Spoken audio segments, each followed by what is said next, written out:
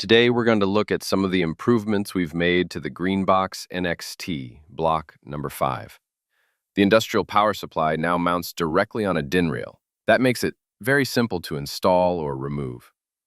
The PC now uses a keyhole lock system, so you can mount or unmount it in just seconds. This speeds up both installation and servicing. We've also redesigned the cooling air filters, making them easier to clean.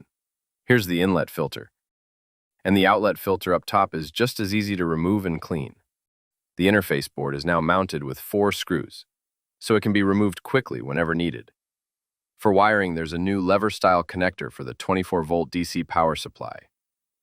The cooling fan has been upgraded to a larger 60 by 60 by 25 millimeter size. It now uses PWM-controlled for precise speed adjustment, and it reports fan speed back to the interface.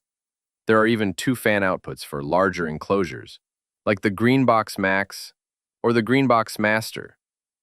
And finally, the enclosure now includes 2 pre-drilled holes for 3/4-inch conduit connectors. These are sealed with silicone plugs when not in use, and ready for sites where conduit is required.